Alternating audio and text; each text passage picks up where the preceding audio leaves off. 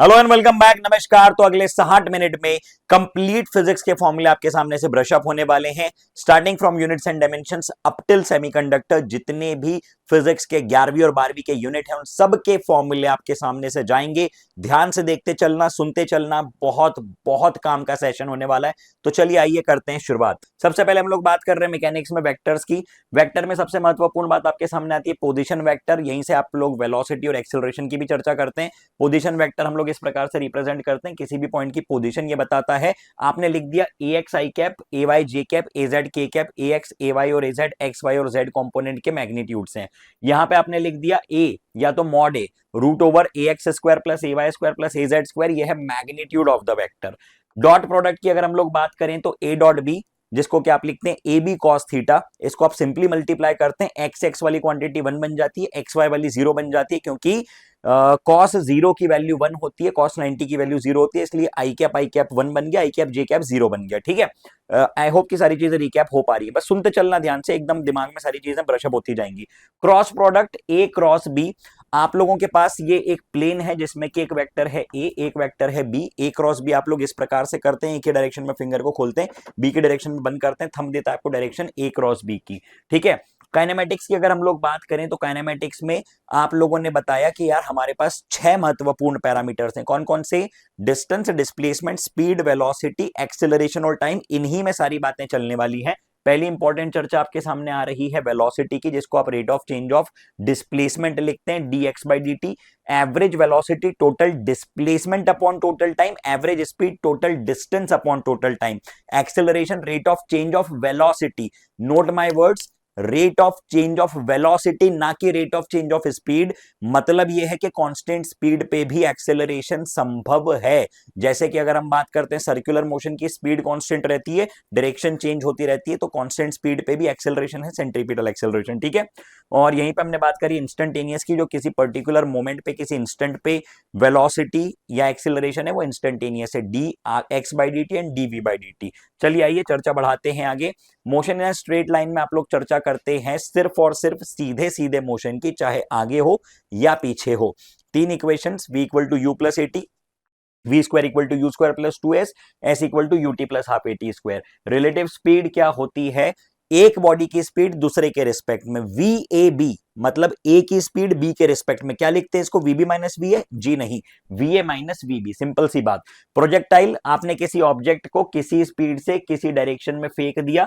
ध्यान देने वाली बात सिर्फ इतनी है कि भाई साहब इस पे सिर्फ एक एक्सेलरेशन लगता है थ्रू आउट द मोशन, और वो होता है जी, जो कि होता है डाउनवर्ड, जी डाउनवर्ड। हाँ या ना? जी हाँ सर, बिल्कुल सही बात है। क्या हाईएस्ट पॉइंट की अगर मैं चर्चा करूं तो हाईएस्ट पॉइंट पे मैं ऐसा कह सकता हूं कि v 0 है? जी नहीं, गलत बात। हम सिर्फ ये कह सकते हैं कि y कंपोनेंट ऑफ वेलोसिटी 0 है, x कंपोनेंट हमेशा ही रहता है कांस्टेंट। ध्यान देना, x कंपोनेंट हमेशा रहता है कांस्टेंट। तो हाईएस्ट पॉइंट की स्पीड बन गई v cos ऑफ थीटा। इसके बारे में सबसे महत्वपूर्ण बात आपको यह समझ लेनी है कि जो पूरी चर्चा है वो हम करते हैं 2 डायरेक्शंस में, x और y में इंडिपेंडेंटली। और यहीं से जब आप लोग एक्स वाई मोशन कंपेयर करते हैं तो आपके सामने सबसे इंपॉर्टेंट इक्वेशन आती है, जो होती है इक्वेशन ऑफ ट्रेजेक्टरी, जो यहां पे बीच में लिखी हुई है, x tan theta minus g x square upon 2 u square cos square theta. इसी का एक और महत्वपूर्ण फॉर्मेट होता है y equal to x tan theta bracket 1 minus x by R. R क्या होता है? आर होती है रेंज। रेंज क्या होती है भाई साहब? रेंज होती है u square sine 2 theta divided by g. इसी को आप लिख सकते हैं u square into 2 sine theta cos theta, या तो साइन थीटा को आप लिख सकते हैं यू आई और कॉस थीटा को यू कॉस थीटा को लिख सकते हैं यू एक्स। ठीक है, तो फॉर्मूला आपके सामने बन जाएगा 2 u I u x by g. I hope के पॉइंट रिकलेक्ट हो रहे हैं दिमाग में। Height u square sine square theta divided by 2g। चलिए आइए चर्चा बढ़ा देते हैं आगे। अगली चर्चा आ रही है न्यूटन्स लॉज ऑफ मोशन का पहला point, linear momentum. Linear momentum basically क्या बला है, क्या चीज है ये? मैग्नीट्यूड ऑफ मोशन है, किसी बॉडी में कितना मोशन कंटेंडेड है, कितना मोशन उसके पास है। इसको हम लिखते हैं m into v, mass into velocity, vector quantity है, मास केजी, वेलोसिटी मीटर पर सेकेंड। दूसरी बात आपके सामने आ रही है न्यूटन के 3 नियम। तीनों नियम हमको पता है भैया। पहला होता है लॉ ऑफ इनर्शिया, जो कहता है कि एक बॉडी जो रेस्ट पे रहेगी कब तक? जब तक कोई एक्सटर्नल फोर्स ना लगे। दूसरा होता है आपका law of momentum and force, जो कहता है कि force is equal to rate of change of momentum, और यहीं से निकलता है F equal to m a जब आप मास कांस्टेंट लेते हैं, और अगर मास वेरिएबल है तो एक्सप्रेशन आपका बन जाएगा F equal to d by D t of m v. तो ये बन जाएगा F equal to m times of d v by D t plus V times of d m by D t. और मेरी जान d m by D t को तू क्या लिखता है, इसको तू लिखता है मास फ्लो रेट केजी पर सेकेंड या ग्राम पर सेकेंड में। ठीक है, चलिए अगली चर्चा आपके सामने आ रही है न्यूटन्स थर्ड लॉ की, जो कहता है force on one due to two is equal to minus times of force on two due to one. Frictional force, static friction की मैक्सिमम वैल्यू कितनी होती है भाई साहब, mu s times of N, और kinetic mu k times of N. इसका graph कैसा बन सकता है, इसका ग्राफ कुछ ऐसा बन सकता है, something like this and then like this, मतलब कि एक पर्टिकुलर वैल्यू तक फ्रिक्शन की वैल्यू बढ़ी और उसके बाद वो कांस्टेंट हो गई जब बॉडी ने मूव करना स्टार्ट किया, और यही मैक्सिमम वैल्यू ऑफ फ्रिक्शन जो किसी भी बॉडी पे लग सकती है, यही कहलाती है maximum value of static friction. ठीक है, चलिए अगला इंपॉर्टेंट फॉर्मूला आपके सामने आ रहा है बैंकिंग एंगल का, जिसको आप लिख सकते हैं tan थीटा equal to v square by r g. Important formula, ध्यान से देख लो, tan थीटा equals to v square by r g, important formula है, ध्यान से देखो। ठीक है, यहीं से एक्सप्रेशन आता है v का, वी स्क्वायर इक्वल टू क्या बन जाएगा, ये रूट के भीतर, ठीक है, v इक्वल टू रूट के भीतर आर जी ब्रैकेट में mu plus tan theta upon 1 minus mu tan theta. Centripetal force क्या होता है, ये वो रिक्वायर्ड फोर्स है जिसके बिना सर्कुलर मोशन संभव नहीं है। बॉडी अगर सर्कल में घूम रही है तो कंटिन्यूअसली एक फोर्स सेंटर की तरफ लग रहा है जो कहलाता है सेंट्रीपिटल फोर्स, और उसी की वैल्यू कितनी होती है, वही होता है v m v square by r, या तो आप इसको लिख सकते हैं m r omega square. Centripetal acceleration is v square by r, या तो आर ओमेगा स्क्वायर। ठीक है, चलिए minimum speed to complete the vertical circular motion, bottom पे आप कम से कम कितनी स्पीड दोगे कि वो बॉडी पूरी घूम जाए, बॉटम पे कम से कम √5 GL की स्पीड होनी चाहिए, तब वो बॉडी कंप्लीट घूमती है, जिसको हम कहते हैं condition of looping the loop. क्या कहते हैं, condition of looping the loop. और यही अगर आप लोगों ने √5 GR से बॉडी को फेंका तो हाईएस्ट पॉइंट पे उसकी कितनी वेलोसिटी होती है, दैट इज √GL या तो √GR। ठीक है, काम की बात है ये। इससे मैं इसलिए कर रहा हूं ताकि ये जो पूरी इंपॉर्टेंट फॉर्मूला इसमें चित्रा कॉपी ना हो और आप लोग जब रिवाइज करो तो आपको क्लिक हो जाए सारी चीजें। ठीक है, कॉनिकल पेंडुलम की बात करें तो कई बार ये सिलेबस से हट जाता है, कई बार आ जाता है, लेकिन फिर भी सिंपल सी चीज है, समझ सकते हो। हम लोग क्या कर रहे हैं, बॉडी को ऐसे ऐसे ऐसे ऐसे ऐसे गोल गोल घुमा रहे हैं, ऐसे ऐसे घूम रही है बॉडी, ठीक है, लटकी हुई है और ऐसे गोल घूम रही है। यहाँ पे याद रखना टाइम पीरियड का फॉर्मूला 2.√L/g में L बन जाएगा L cos of theta, this is theta and this is L cos theta, effective length कह सकते हो। ठीक है, चलिए आइए चर्चा बढ़ाते हैं आगे। वर्क एनर्जी पावर की बात करें, वर्क डन क्या होता है, वर्क डन होता है फोर्स इंटू डिस्प्लेसमेंट का डॉट प्रोडक्ट, यानी कि ये स्केलर क्वांटिटी है, फोर्स और डिस्प्लेसमेंट का आप डॉट प्रोडक्ट ले रहे हैं, इसको आपने लिख दिया Fs cos थीटा, और जब फोर्स वेरिएबल होगा तो ये कितना बन जाएगा, ये बन जाएगा integral of F dot ds। ठीक है, काइनेटिक एनर्जी की बात करें तो kinetic energy is half mv square, और इसी को आप लोग लिख सकते हैं m मल्टीप्लाई और m डिवाइड करके p square divided by 2m। p को आप लिख सकते हैं √2 KEM, p को क्या लिख सकते हो, √2 KEM। ठीक है, पोटेंशियल एनर्जी की बात करें तो F बन जाएगा minus of du by dx। क्या बन गया ये, du बाई dx। U क्या है मेरे भाई, U है आपकी पोटेंशियल एनर्जी की field and F is the force. ठीक है, तो ये सिर्फ और सिर्फ कंजर्वेटिव फील्ड्स के लिए इस प्रकार का एक्सप्रेशन आता है, और ये जो आप पोटेंशियल एनर्जी की बात कर रहे हो ये कंजर्वेटिव एनर्जी है, ग्रेविटेशनल पोटेंशियल एनर्जी कंजर्वेटिव है। सर कंजर्वेटिव और नॉन कंजर्वेटिव फोर्सेस क्या होते हैं, कंजर्वेटिव फोर्स वो होते हैं जिनके द्वारा किया जाने वाला काम पाथ पे डिपेंड नहीं करता। क्या कहा मैंने, पाथ पे डिपेंड नहीं करता। नॉन कंजर्वेटिव फोर्स कौन सा होता है, जिसके द्वारा किया जाने वाला काम पाथ पे डिपेंड करता है, जैसे कि फ्रिक्शन। और यहां पे क्या एग्जांपल होगा कंजर्वेटिव का, ग्रेविटेशनल फोर्स, इलेक्ट्रोस्टैटिक फोर्स, ये सारे कंजर्वेटिव होते हैं। ठीक है, work done by conservative force is path independent and depends only on the initial and final position. बोल जरा हाँ या ना। दूसरी बात, work energy theorem, work done by every single force, चाहे इंटरनल चाहे एक्सटर्नल, चाहे कंजर्वेटिव चाहे नॉन कंजर्वेटिव, चाहे सेंट्रीपिटल, चाहे कोई भी ले ले, तो वो सारे फोर्सेस का जो सम है वो रिजल्ट करता है किस में, वो रिजल्ट करता है चेंज इन काइनेटिक एनर्जी में, यानी काइनेटिक एनर्जी का डिफरेंस इनिशियल और फाइनल का। मैकेनिकल एनर्जी का मतलब होता है total energy, kinetic plus potential energy. Power होता है dW बाई dt, यानी rate of change of work done या rate of change of energy, इसी को आप लिख सकते हैं F डॉट V। ठीक है, चलिए सेंटर ऑफ मास की बात कर रहे हैं। सेंटर ऑफ मास का सिंपल सा फंडा कि अगर आपके सामने दो बॉडीज देके रखी हैं, एक m1 एक m2, तो एक पॉइंट बीच में कहीं ना कहीं ऐसा होगा, दिख गया सबको, कहीं ना कहीं एक ऐसा पॉइंट होगा जहां पे बॉडी का पूरा मास आप कॉन्सेंट्रेटेड मान सकते हैं। अब ये डिस्टेंस r1, ये डिस्टेंस r2, तो formula m1 r1 m2 r2, m1 r1 equal to m2 r2। और यहीं से हम निकालते हैं कि अगर आपके सामने तीन चार बॉडीज आ जाए, एक दो तीन, और मैंने बोला कि भाई अब इसका सेंटर ऑफ मास निकालो, तो इसका सेंटर ऑफ मास बनता है कुछ ऐसी जगह पे जो आप लिख सकते हैं m1 x1 plus m2 x2 plus m3 x3 whole divided by m1 plus m2 plus m3। Similarly आप लोग अगर y कोऑर्डिनेट की बात करोगे तो m1 y1 plus m2 y2 plus m3 y3 divided by m1 plus m2 plus m3। ठीक है, तो ये एक्सप्रेशन आपने लिख दिया सेंटर ऑफ मास का integral of x dm upon integral dm m1 x1 plus m2 x2 dot dot dot up till divided by m। ठीक, अगर आप बात करो centre of mass of some useful configuration, जैसे सबसे पहले आपके सामने m1 m2 दे रखे हैं मैंने, जैसा कि मैंने बताया कि भैया इनके बीच का टोटल सेपरेशन अगर r है तो पहली बात आप लिख सकते हैं m1 r1 equal to m2 r2, और दूसरी बात आप लिख सकते हैं टोटल डिस्टेंस के फॉर्म में कि अगर मैं बात करूं कि यार ये बताओ तुम, तो ये कितना है, ये r1 कितना है, तो r1 is going to be m2 times of r divided by m1 plus m2। लिखा है यहाँ पे m2 times of r divided by m1 plus m2, यानी सामने वाले का मास लिया है divided by total mass into separation. ठीक है, ट्रायंगल की अगर आप बात करोगे, याद होना चाहिए कि भैया इसका जो सेंट्रोइडल पार्ट होता है, सेंटर ऑफ मास होता है, वो होता है h/3 फ्रॉम द बेस। कई सवालों में, कई अच्छे सवालों में, कई अच्छे न्यूमेरिकल्स में ये काम आता है कि इसका सेंट्रोइड होता है h/3 फ्रॉम द बेस। तो ऊपर से आप बता सकते हो कितना बन गया, ये 2h/3, h माइनस h/3। ठीक है, सेमी सर्कुलर रिंग की अगर मैं बात करूं 2r/π, सेमी सर्कुलर डिस्क की अगर बात करूं तो 4r/3π, हेमिस्फेरिकल शेल की अगर बात करूं तो r/2, सॉलिड हेमिस्फीयर की बात करूं तो 3r/8, कोन की अगर हम लोग बात करें तो h/4, और ये आपका h/3 फॉर द हॉलो। ठीक है, इंपॉर्टेंट है, याद रखना।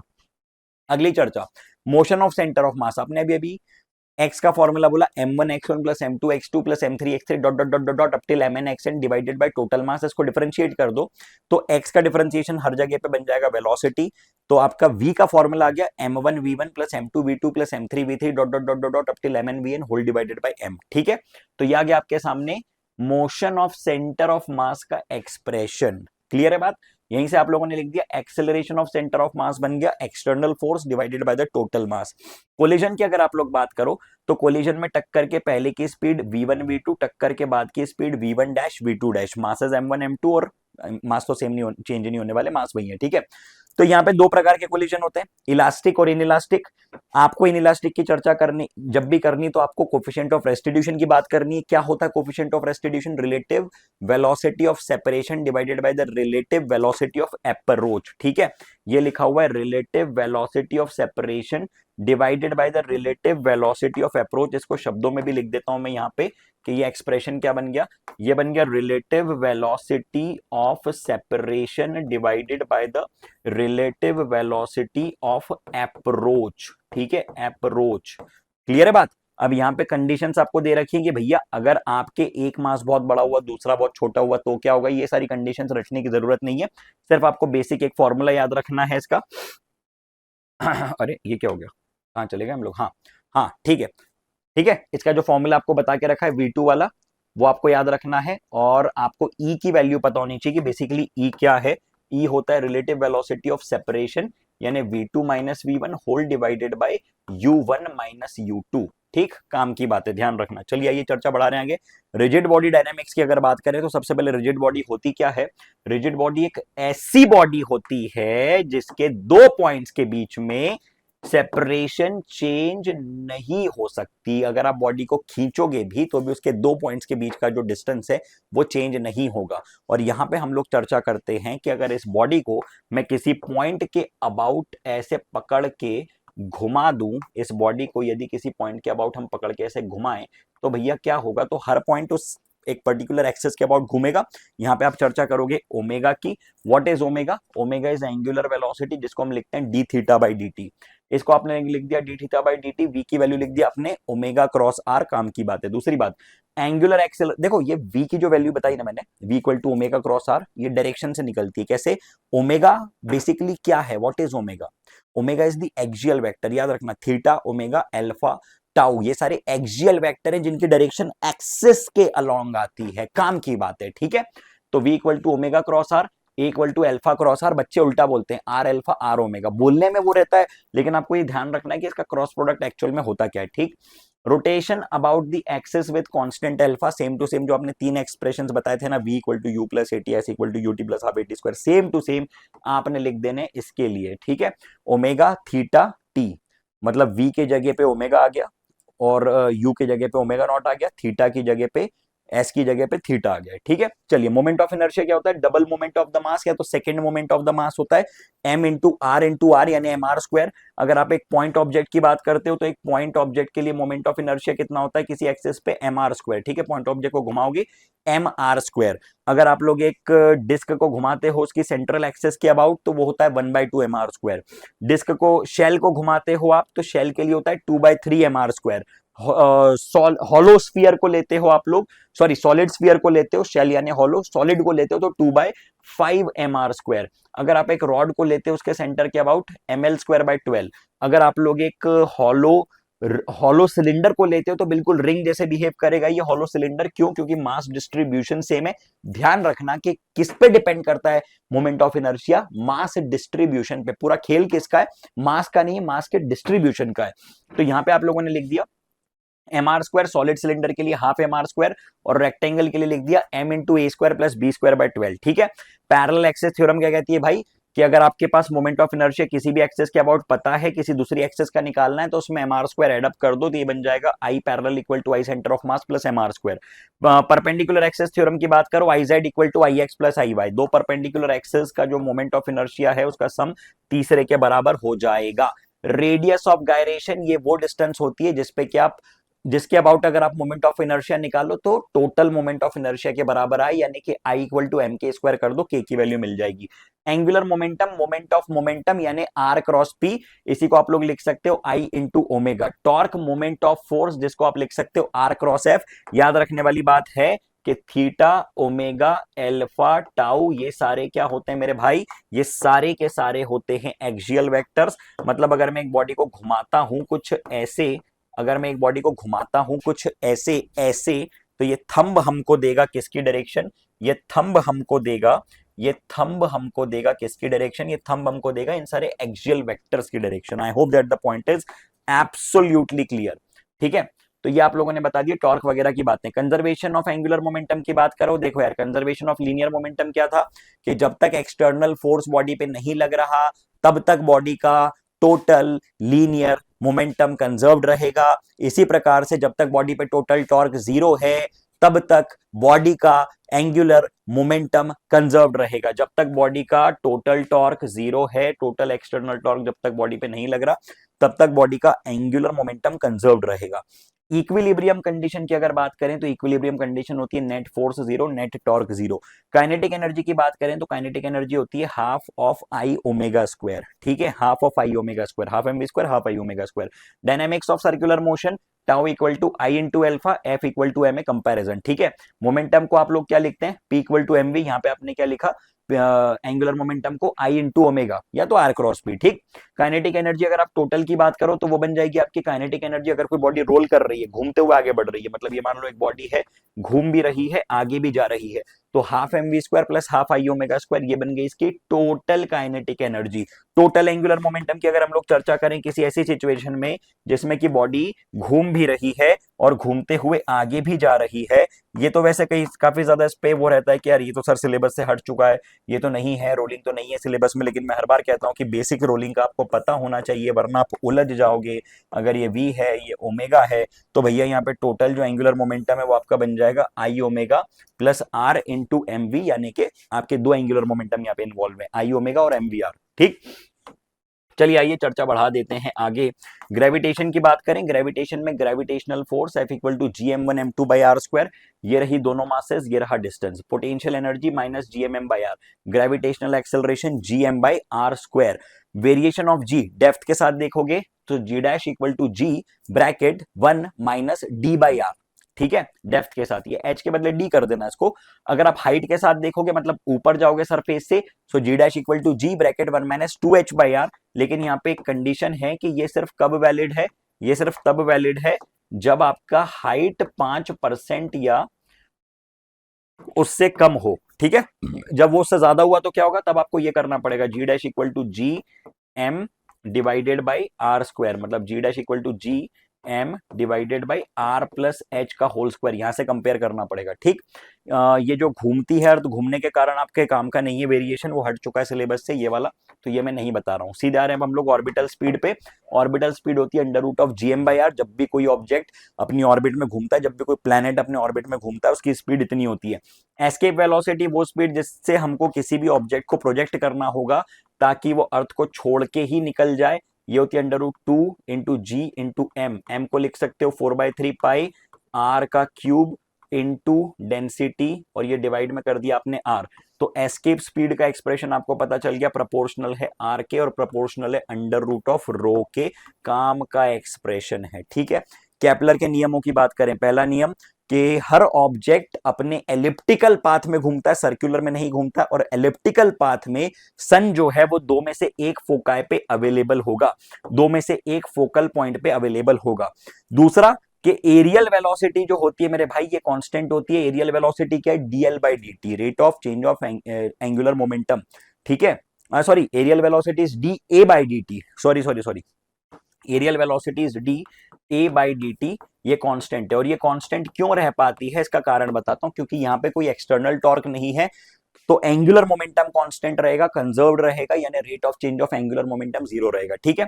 चलिए, तीसरा नियम आपका होता है t square is proportional to a cube, यानी t is proportional to a की पावर 3/2। ये हम लोगों ने लिख दिया यहाँ पे, टाइम पीरियड का एक्सप्रेशन आपके सामने, ठीक है। चलिए आइए चर्चा बढ़ाते हैं कि सिंपल हार्मोनिक मोशन की हम बात कर रहे हैं। सिंपल हार्मोनिक मोशन में पहली बात आपके सामने आ रही है हुक्स लॉ। ये क्यों बता रहे हैं हुक्स लॉ यहाँ पे, क्योंकि आप बेसिकली कर क्या रहे हो कि अगर एक ऑब्जेक्ट को, एक बार देख लें कितना टाइम हुआ है, 21 मिनट हुए। चलिए स्पीड बढ़ानी पड़ेगी। अगर आप किसी ऑब्जेक्ट को एक्सपांड करते हो, खींचते हो, तो वो पलट के वापस आता है ना। और यहीं पे अगर आपने एक ऑब्जेक्ट को खींचा है, जैसे मान लो कि एक स्प्रिंग है, यदि आपने इस स्प्रिंग को एक्सपांड किया है, एलोंगेट किया है, तो भैया सीधी सी बात है कि ये एक्स डिस्टेंस जितना ज्यादा होगा, फोर्स उतना ज्यादा इस पे खींचने वाला लगेगा। सो हुक्स लॉ कहता है f proportional to minus x. SHM में चाहिए रीस्टोरिंग फोर्स। रीस्टोरिंग फोर्स की कंडीशन ये होती है कि वो फोर्स डायरेक्टेड होना चाहिए टुवर्ड्स द रीस्टोरिंग पोजीशन, मतलब आप बॉडी को दूर खींचो, वो वापस उसको खींच के लाना चाहेगा। Acceleration d2x by D T square, ये बन जाता है minus omega square times of X. Time period की बात करें तो 2 π√m by K. Displacement x equal to a sine of omega T plus minus five. Velocity a omega cos of omega T plus five. इसी को आप लिख सकते हो ओमेगा√a square minus X square. Potential energy half K X square, ये graph आपके सामने पोटेंशियल एनर्जी का है। Kinetic energy half m v square, ये ग्राफ आपके सामने काइनेटिक एनर्जी का है। टोटल एनर्जी इन दोनों का सम होती है। सिंपल पेंडुलम का टाइम पीरियड 2 π√L बाई जी। आपके सामने एक मैंने ये बना दिया फिजिकल पेंडुलम, मतलब किसी ऑब्जेक्ट को हम लोग हिंच करके अगर छोड़ें, जैसे मेरे पास एक कार्डबोर्ड है, उसको पकड़ के छोड़ूं तो वो भी घूमने लगेगा। इसका time period 2 π√I divided by mgl। ध्यान रखना है, काम की बात है। टॉर्जनल पेंडुलम, किसी बॉडी को आपने घुमाया और छोड़ दिया तो वो ऐसे ऐसे ऐसे ऐसे घूमता रहता है। तो इसका टाइम पीरियड होने वाला है 2 π√I बाई के, ठीक है। चलिए आइए चर्चा बढ़ाते हैं आगे। स्प्रिंग्स की अगर हम लोग बात करें, स्प्रिंग्स इन सीरीज, तो 1/k equivalent is 1/k1 plus 1/k2 आपके सामने बना हुआ है। और पैरेलल के लिए ये एड अप हो जाते हैं, मतलब ये बिल्कुल कैपेसिटर जैसे और रेजिस्टर के उल्टे। एसएचएम वेक्टर क्वांटिटी होती नहीं है, लेकिन इसके डिस्प्लेसमेंट को, सॉरी इसके एम्पलीट्यूड को हम लोग वेक्टर ट्रीटमेंट देते हैं और हम लोग इसका फेजर एडिशन करते हैं कुछ इस प्रकार से। अगर दो एसएचएम सुपरपोज हो रहे हैं तो उनके एम्पलीट्यूड को हम लोग इस फॉर्मूले से √A1 square plus A2 square plus 2A1 A2 cos of five से बता सकते हैं। नेट फेज एंगल आप यहां से निकाल सकते हैं A2 sine theta upon A1 plus A2 cos theta, ठीक है। चलिए आइए चर्चा बढ़ाते हैं आगे। प्रॉपर्टीज ऑफ मैटर की अगर हम लोग बात करें तो पहली आ रही है आपके सामने मॉड्यूलस ऑफ रिजिडिटी। ये होती है फोर्स डिवाइडेड बाय एरिया, यानी के stress divided by elongation upon original, यानी कि स्ट्रेन। तो मॉड्यूलस ऑफ रिजिडिटी बन गई आपकी stress upon strain. Bulk modulus की बात करें तो बल्क मॉड्यूलस तब काम में आती है जब आप किसी बॉडी पे जो है प्रेशर लगाते हैं, उसको एक्सपांड या कंप्रेस करते हैं। तो ये बन गया change in pressure upon relative change in volume. क्या बन गया bulk modulus? Change in pressure upon relative change in volume, ठीक है। ईटा यानी टॉर्जन, यानी आपका जो क्या कहते हैं इसको, शेयर की बात करें अगर हम लोग, तो बन गया F upon A theta. Share क्या होता है? जब आप बॉडी को पैरेलली फोर्स लगाते हैं और वो इस प्रकार से टिल्ट होता है, ठीक है। चलिए, कंप्रेसिबिलिटी 1 अपॉन बल्क मॉडुलस होता है, reciprocal of bulk modulus, Poisson ratio, lateral strain upon longitudinal strain. Lateral मतलब जैसे अगर मान लो ये एक सिलेंडर है, तो अगर आप इसको खींचते हो तो इसकी लेंथ बढ़ेगी, इसका डायमीटर घटेगा, तो लेंथ जो है ये है लॉन्गिट्यूडिनल, और लेटरल का मतलब होता है डेल्टा डी बाई डी, ठीक है, यानी कि डायमीटर के लॉन्ग। इलास्टिक एनर्जी की अगर हम लोग बात करें, so this is half into stress into strain into volume, this is elastic energy. और इसी वॉल्यूम को अगर आप डिवीजन में भेजते हैं तो ये बन जाएगी elastic energy per unit volume. Surface tension की बात करें, दिस इज फोर्स एक्टिंग पर यूनिट लेंथ। सरफेस एनर्जी की बात करें, this is S dot A, ठीक है।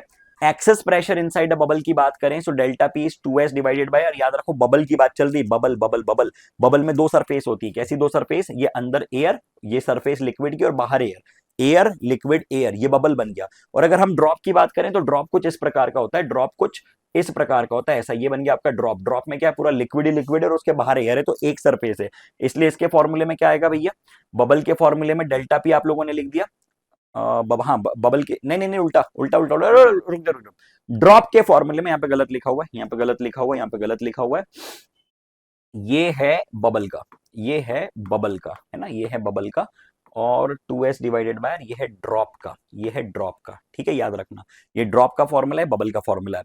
कैपिलरी राइज की बात करें तो कैपिलरी की हाइट होती है 2t cos theta divided by r rho g, 2t cos theta divided by r rho g, formula याद रखना है, काम का फॉर्मूला है। हाइड्रोस्टैटिक प्रेशर की बात करें, P equal to rho g h, बिल्कुल सिंपल सी बात है, पता होती है। बाइंड फोर्स की बात करें तो रो इंटू वी इंटू जी, रो यानी डेंसिटी किसकी, लिक्विड की, वी यानी कि इमर्स्ड वॉल्यूम, और जी यानी acceleration due to gravity. Continuity equation A1V1 equal to A2V2, Bernoulli Bernoulli, pressure, kinetic और पोटेंशियल एनर्जीज का जो सम होता है पर यूनिट वॉल्यूम वो कांस्टेंट है, ये हमने पर यूनिट वॉल्यूम लिखा है।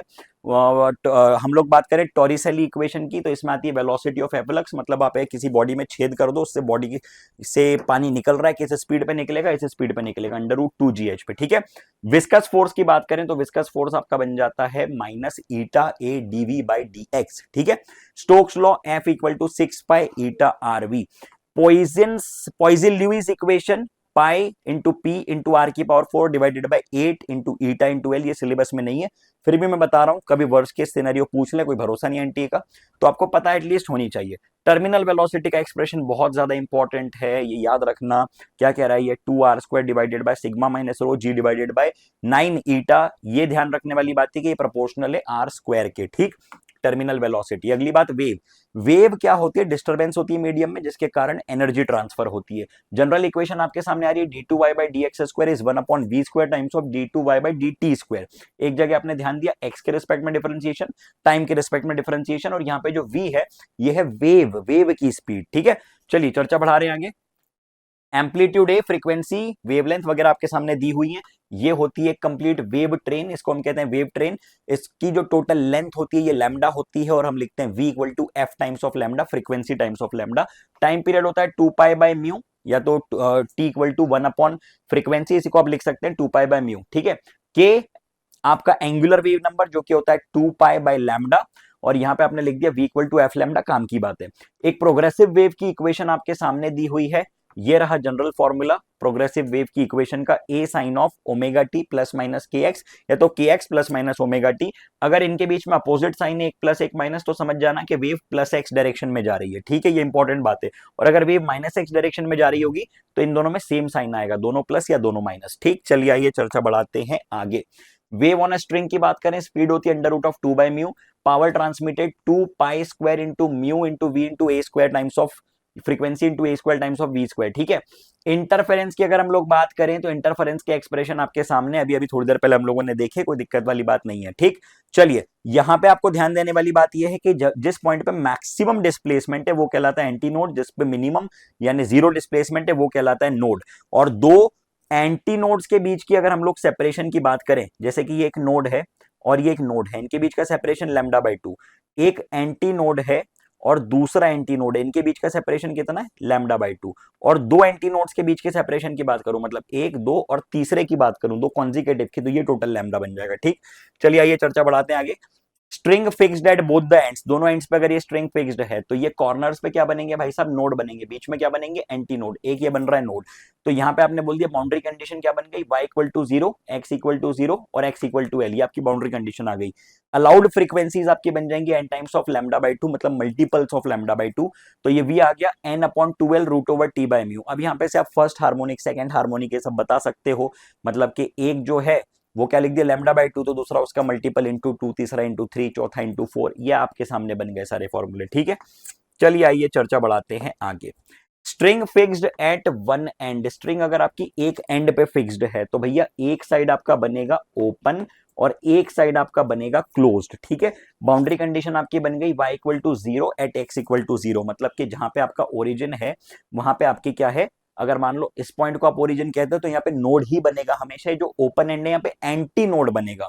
अब इस सिचुएशन में अगर आप देखो तो अलाउड फ्रीक्वेंसी आपकी बन जाएगी 2n plus 1 times of lambda by 4। ये किस प्रकार से बिहेव कर रहा है, string open at one and की तरह। ठीक है, और इसमें जो आपके मल्टीपल्स होने वाले आप लिख सकते हो, n की वैल्यू रख दो 0 तो ये बन जाएगा लैम्डा बाय 4, n की वैल्यू रख दो 1, 3 लैम्डा बाय 4 2 रख दो, 5 लैम्डा बाय 4 3 रख दो, 7 लैम्डा बाय 4, ये आ गए आपके सामने सारे एक्सप्रेशंस। ठीक है, चलिए आइए चर्चा बढ़ा देते हैं आगे।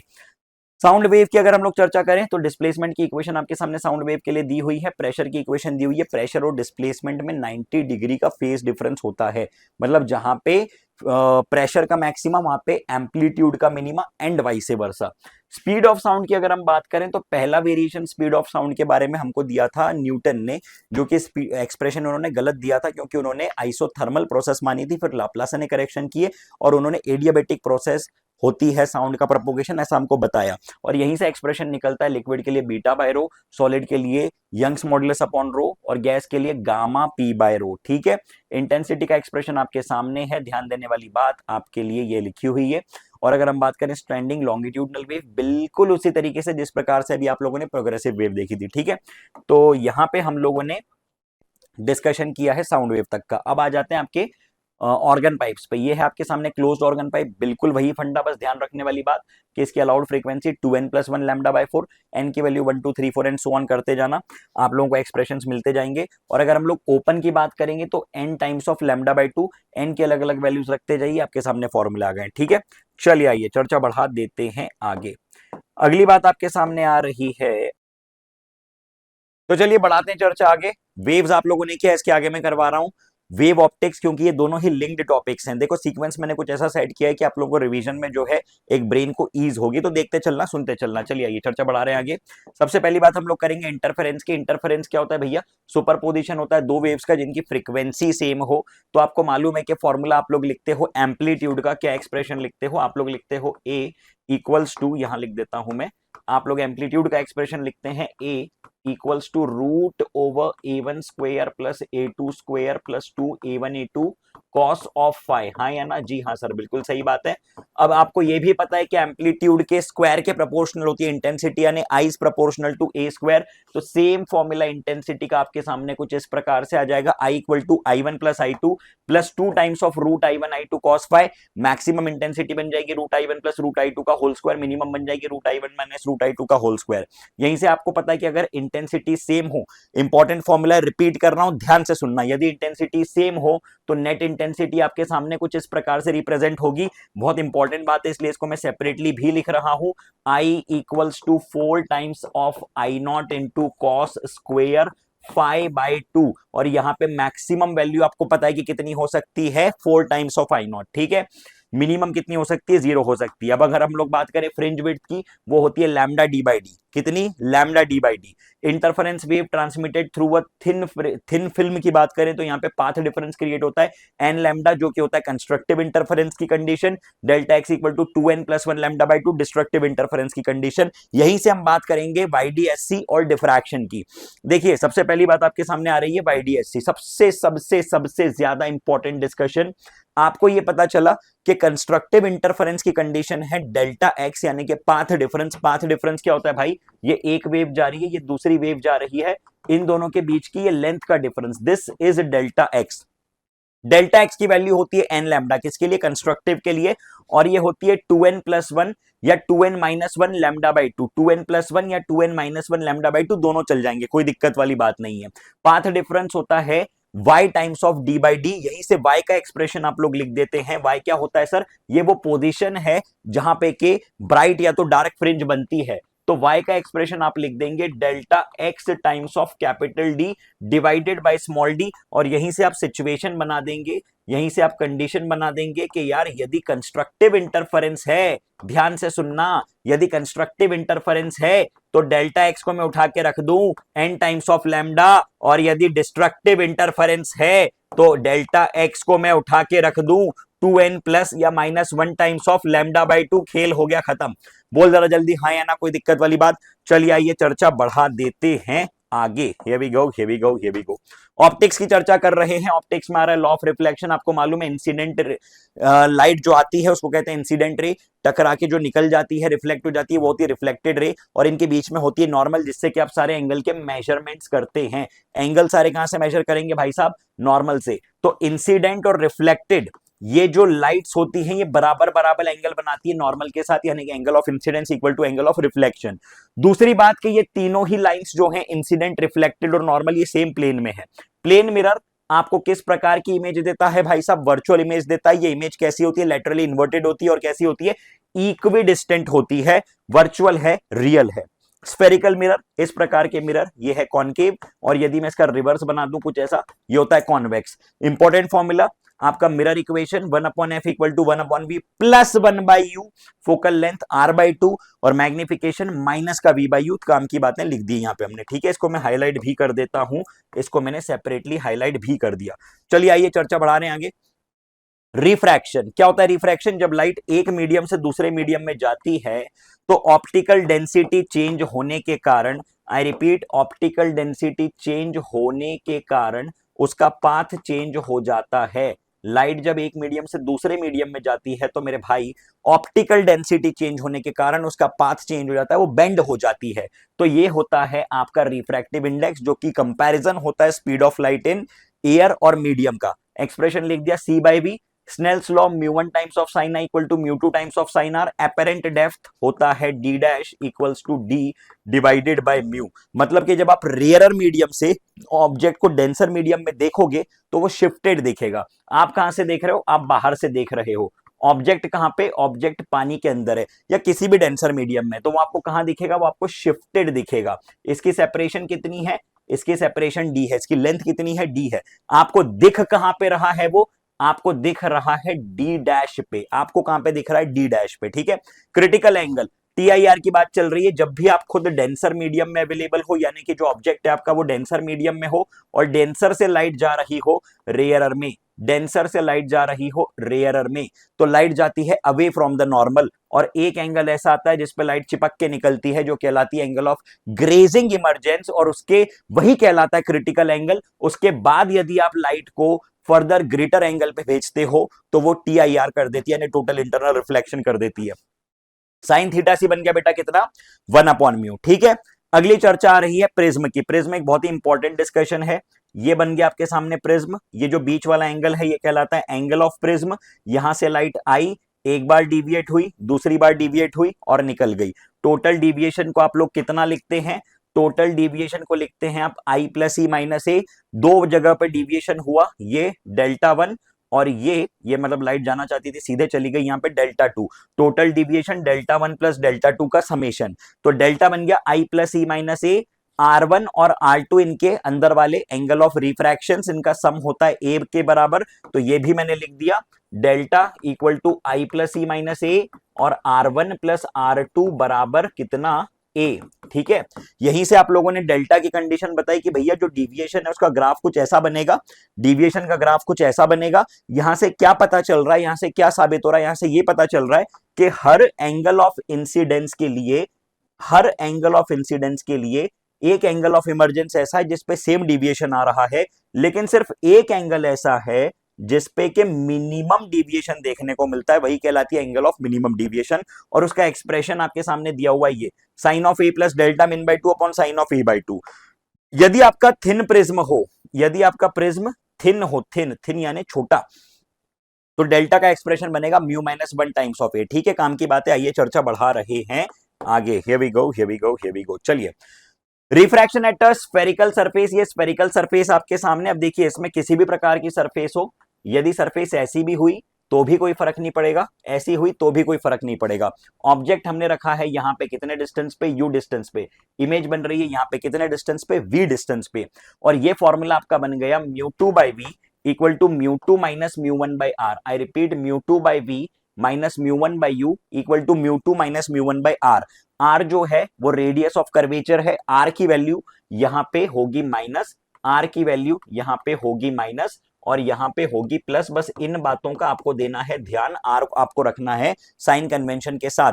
लेंस मेकर्स फॉर्मूला, इसी में जब आप दोनों दोनों रिफ्रैक्टिंग सरफेसेस के रिजल्ट को कंबाइन कर देते हैं तो एक्सप्रेशन आपके सामने कुछ इस प्रकार का आता है, 1/f equal to μ2 by μ1 minus 1 bracket में 1/r1 माइनस 1/r2। क्या कहा मैंने, 1/f equal to μ2 by μ1 minus 1 bracket में 1/r1 माइनस 1/r2।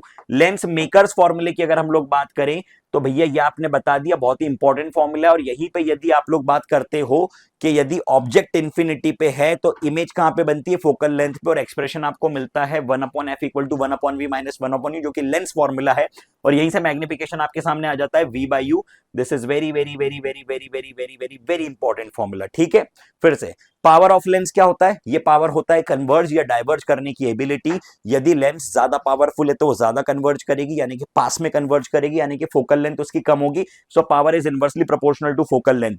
दो लेंसेज को अगर आपने मर्ज कर दिया, यानी कि मर्ज नहीं कंबाइन कर दिया, एक के साथ एक चिपका के रख दिया, तो टोटल पावर्स इनकी एड अप होती हैं। और यदि दोनों लेंसेज को आपने कुछ डिस्टेंस पे रखा हुआ है, आपके पास दो लेंसेज हैं और यदि आपने इन दो लेंसेज को कुछ डिस्टेंस पे रखा हुआ है, कितनी डिस्टेंस पे सर, डी डिस्टेंस पे यदि हम लोग रख दें तो एक्सप्रेशन हमारे सामने कुछ ऐसा आएगा, 1/f equal to 1/f1 plus 1/f2 minus d/f1f2। I hope that the point is absolutely clear. चलिए आइए चर्चा बढ़ाते हैं आगे। ऑप्टिकल इंस्ट्रूमेंट में सबसे पहली और सबसे सबसे महत्वपूर्ण बात होती है सिंपल माइक्रोस्कोप, जिसका नॉर्मल सा फॉर्मूला आपको याद रखना है, m equal to d by f. और दूसरी situation 1 plus d by f, जब ये कौन सी कंडीशन से, जब इमेज बन रही है डी पे और जब इमेज बन रही है इंफिनिटी पे। दो सिंपल माइक्रोस्कोप्स को जब आप कंबाइन करते हैं, दो लेंसेज को जब आप कंबाइन करते हैं, यानी कि एक ऑब्जेक्टिव एक आईपीस और उनके अपर्चर्स अलग अलग, ज्यादा किसका होगा, ज्यादा होगा आईपीस का। क्यों, क्योंकि आपको इसके द्वारा इमेज फॉर्म करनी है। तो ये सिचुएशन कहलाती है, ये इंस्ट्रूमेंट कहलाता है कंपाउंड माइक्रोस्कोप। और कंपाउंड माइक्रोस्कोप के एक्सप्रेशंस आपके सामने देके रखे हुए हैं। मैग्निफिकेशन बन गया m1 इंटू m2 यानी v by you times of d/fe। Astronomical telescope की बात करें तो यहां पे जो पहला वाला लेंस है यानी कि ऑब्जेक्टिव लेंस, इसको हम बड़ा बनाते हैं क्योंकि इसका काम है इंफिनिटी से आती हुई रेस को गैदर करना। ठीक है, इन नॉर्मल एडजस्टमेंट m को आपने लिख दिया माइनस का f0 by fe, tube length आपने लिख दी f0 प्लस fe। बस इतनी बातें काम की हैं। रिजॉल्विंग पावर अगर आप नहीं भी करोगे तो भी कोई दिक्कत वाली बात नहीं है।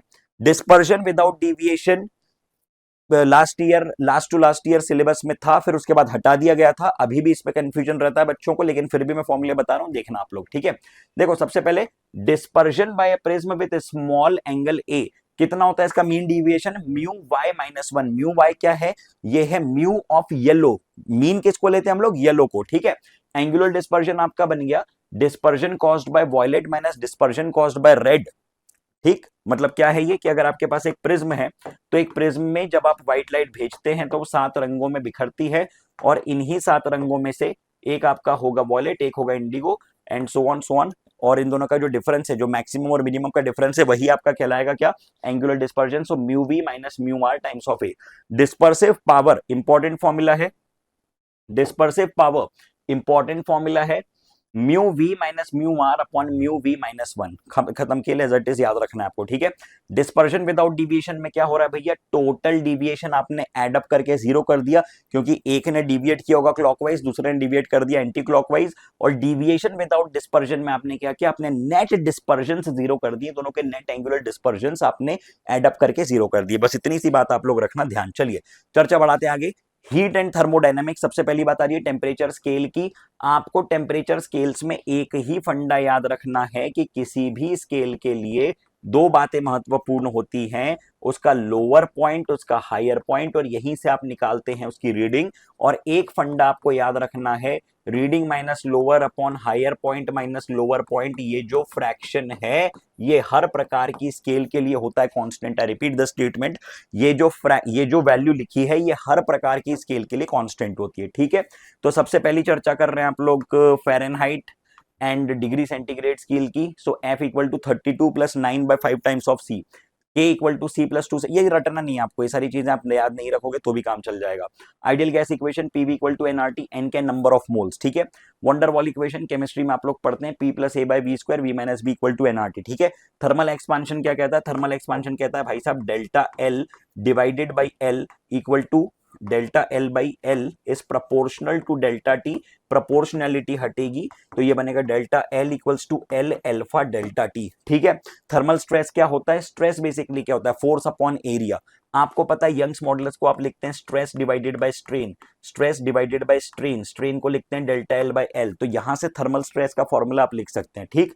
चलिए आइए चर्चा बढ़ाते हैं आगे। एक बात और कि ये आपने बात करी है किसकी? ये आपने बात करी है लीनियर एक्सपांशन की। इसी प्रकार से आप बात करते हो एरियल और वॉल्यूमेट्रिक एक्सपांशन की, और इनके कोफिशिएंट्स होते हैं अल्फा, बीटा और गामा, और इनके रेशो होते हैं 1:2:3, ठीक है, 1:2:3। चलिए चर्चा बढ़ाते हैं आगे।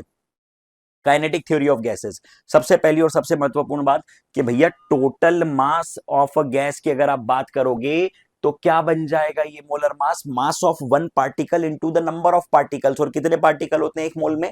एवोगैड्रो, एवोगैड्रो नंबर के बराबर। तो ये आपके पास आ गया है mass of, molar mass of the gas, mass of 1 mole of the gas, यानी कि एक पार्टिकल का मास इनटू एवोगैड्रो नंबर, ठीक है। यहीं से आप लोग बोल्ट्जमैन कांस्टेंट भी डिफाइन कर सकते हैं, के यानी Boltzmann constant equal to R upon Na। Maxwell distribution की बात करें, ये ग्राफ आपके सामने देके रखा है।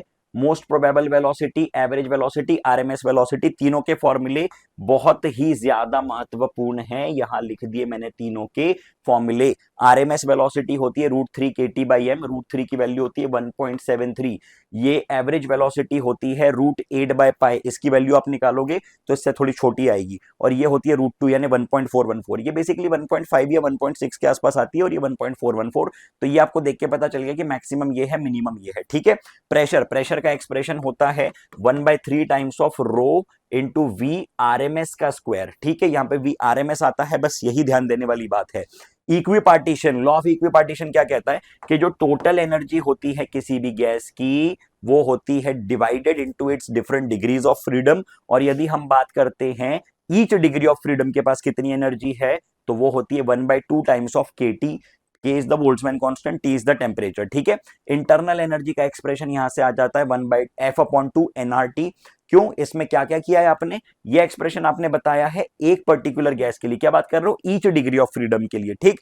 और यहां पे आप बात कर रहे हो एक आइडियल गैस जिसके n नंबर ऑफ मोल्स हैं, जिसका F डिग्री ऑफ फ्रीडम है, तो ये एक्सप्रेशन आपको ध्यान रखना है, काम की बात है।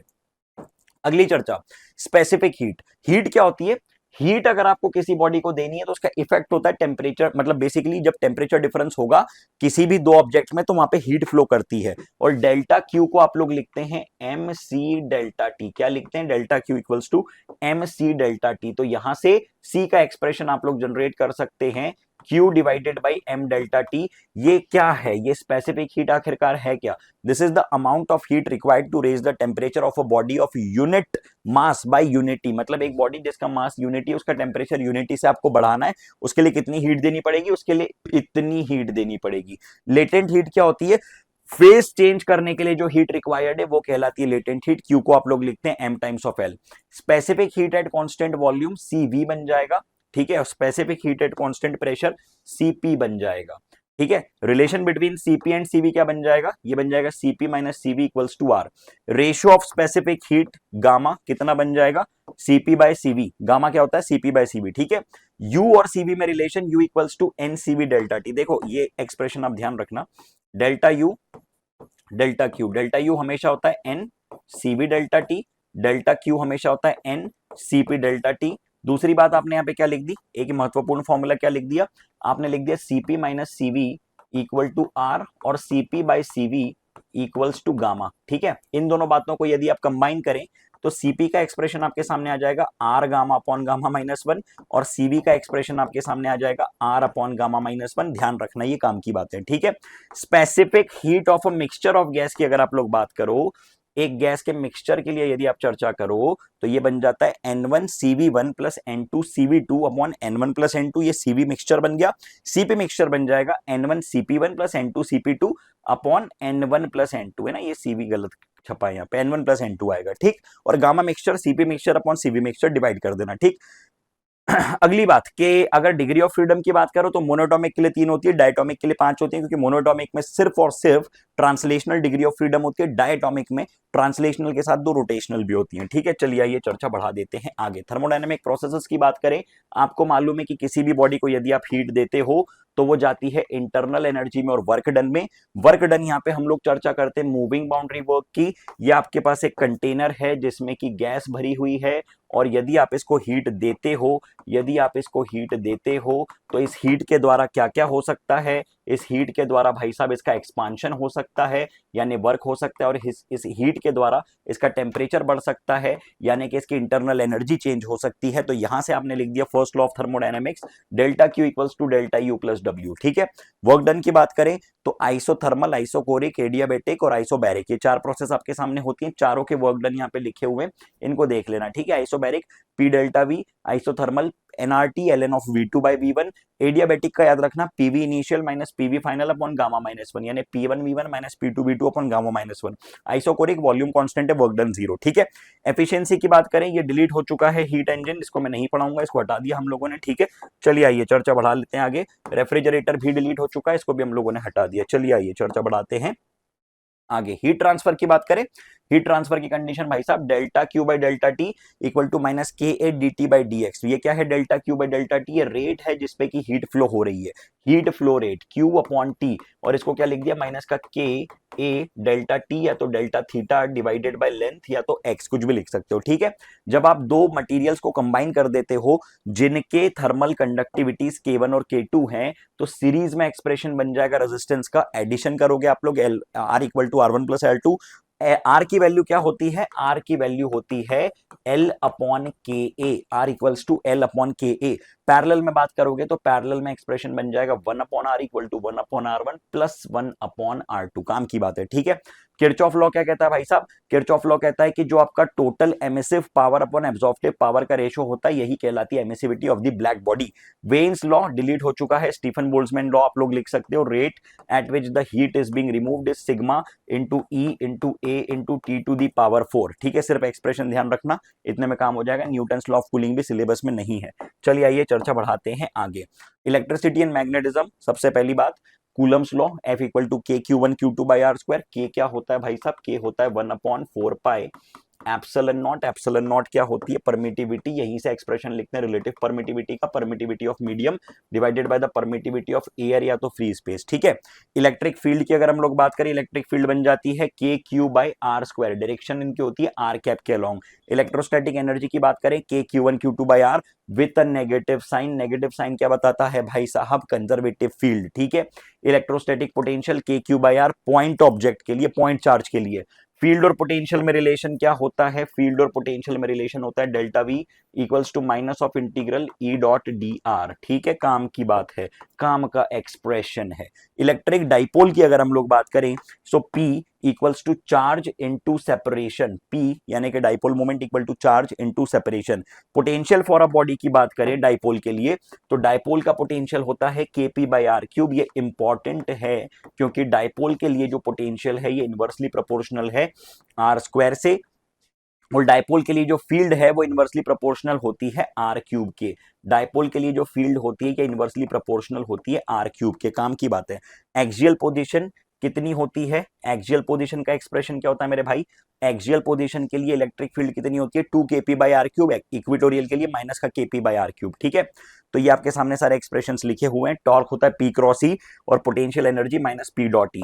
अगली बात आप लोग बता सकते हैं फ्लक्स की, फ्लक्स होता है E डॉट ds और एक क्लोज सरफेस के लिए integral E dot ds। Gauss's law कहता है कि integral E dot ds equal to Q in by epsilon naught. अगर हम बात करें एक चार्ज रिंग की और उससे कुछ दूरी पे जाके खड़े हो जाए तो इस पर्टिकुलर पॉइंट पे इस चार्ज रिंग के कारण जो इलेक्ट्रिक फील्ड की वैल्यू आएगी वो बन जाएगी K Q X upon R square plus X square की पावर 3/2, ठीक है। और इसका ग्राफ कैसा बनता है, इसका ग्राफ कुछ ऐसा बनता है, ठीक है, समथिंग लाइक दिस। मैक्सिमम किस पॉइंट पे होता है? मैक्सिमम होता है r/√2 और माइनस का r/√2, r/√2 और माइनस का r/√2 पे, ठीक है। चलिए बहुत बढ़िया।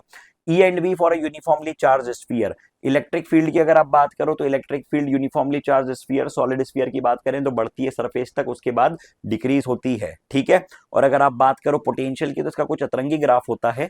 आपको एक्सप्रेशन इसका याद रखना है, 2k/q, है ना। देखो 2k/q, मैं भी थोड़ा सा याद कर रहा हूँ, इंटू 2 डिवाइडेड बाई 2 हम लोगों ने किया।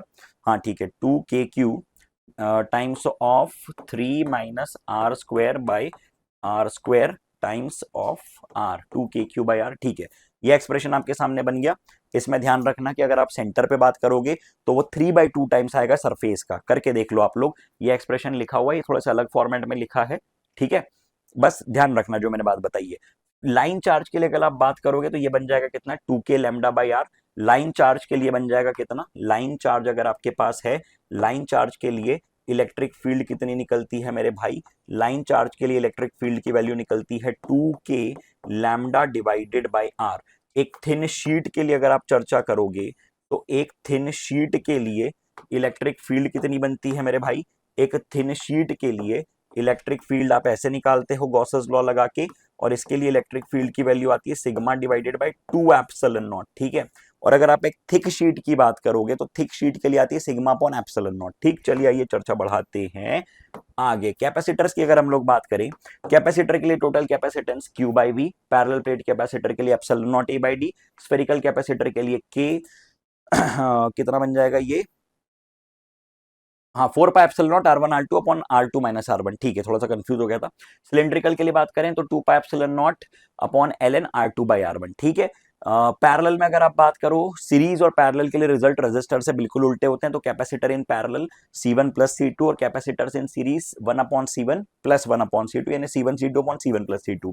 Force between two parallel plates capacitor की अगर आप बात करोगे तो ये आपके पास दो पैरेलल प्लेट कैपेसिटर हैं। आपको पता है कि भाई इनके बीच में, जैसे मान लो ये दोनों पे पॉजिटिव चार्ज है, तो आपको पता है कि इनके बीच में जो नेट फील्ड होती है वो कितनी होती है, वो होती है सिग्मा बाई एप्सिलॉन नॉट। लेकिन हम क्या कर रहे हैं, हम एक कैपेसिटर की प्लेट के कारण दूसरी प्लेट पे निकाल रहे हैं क्या, दूसरी प्लेट पे निकाल रहे हैं फोर्स, ठीक है। तो दूसरे का चार्ज मैंने मान लिया कि कुछ क्यू चार्ज है, और यहाँ पे जो फील्ड है वो फील्ड मैंने कह दी ई, और इसका जो चार्ज है वो कह दिया क्यू, तो ये बन गया फोर्स। तो कितनी आ गई ये, यहाँ पे फोर्स कितना आ गया, force on one plate due to another, ये आ गया क्यू टाइम्स ऑफ ई, यानी Q times of sigma divided by 2 epsilon naught, क्योंकि एक के कारण इलेक्ट्रिक फील्ड कितनी होती है, एक के कारण इलेक्ट्रिक फील्ड होती है सिग्मा अपॉन 2 एप्सिलॉन नॉट। बोल जरा जल्दी हाँ या ना, ठीक है इतनी बात, चल बहुत बढ़िया। तो ये एक्सप्रेशन तेरे सामने लिखा हुआ है, ये एक्सप्रेशन तेरे सामने लिखा हुआ है Q² upon 2a epsilon not. यहाँ पे मैं सिग्मा की वैल्यू उठा के रख दूंगा, क्या होती है सिग्मा, चार्ज अपॉन एरिया, तो ये बन जाएगा इतना, ठीक। चलिए आइए चर्चा बढ़ाते हैं आगे। कैपेसिटर में यदि आप डाइलेक्ट्रिक फिल कर दोगे तो K टाइम्स मल्टीप्लाई हो जाएगा उसका कैपेसिटेंस। यहाँ पे लिखिए एनर्जी डेंसिटी जो कि होती है half epsilon not times of E²। काम का एक्सप्रेशन है एनर्जी पर यूनिट वॉल्यूम, ठीक है। चलिए आइए चर्चा बढ़ाते हैं आगे। करंट इलेक्ट्रिसिटी की बात कर रहे हैं। करंट डेंसिटी पहला एक्सप्रेशन आपके सामने आ रहा है। करंट डेंसिटी होती है करंट अपॉन एरिया। करंट की वैल्यू होती है क्या, देखो करंट की वैल्यू आप लिखते हैं I इक्वल टू NE/AVD। तो यहां से J का एक्सप्रेशन आप निकाल सकते हैं I upon A equal to NE/VD। VD यानी कि ड्रिफ्ट वेलोसिटी। इसका एक्सप्रेशन क्या होता है मेरे भाई, इसका एक्सप्रेशन होता है N into E into VD is E tau divided by M, ठीक है। तो यहां से एक एक्सप्रेशन आपको मिलेगा। दूसरा एक्सप्रेशन आपको पता है J equal to E times of sigma. यहीं से एक एक्सप्रेशन आप लिख सकते हो ये वाला, ठीक है, J equals to E sigma. इनको कंबाइन करके ड्रिफ्ट स्पीड बन गई E टाउ बाई M, और I इक्वल टू NE/AVD। इनको कंबाइन करके आप निकालते हो सारे laws microscopic form of Ohm's law के। चलिए आइए बातें बढ़ाते हैं आगे। Resistance rho R equal to rho L by A। Rho होता है स्पेसिफिक रेजिस्टेंस जो कि मटीरियलिस्टिक प्रॉपर्टी होती है, जो लेंथ और एरिया पे डिपेंड नहीं करता है।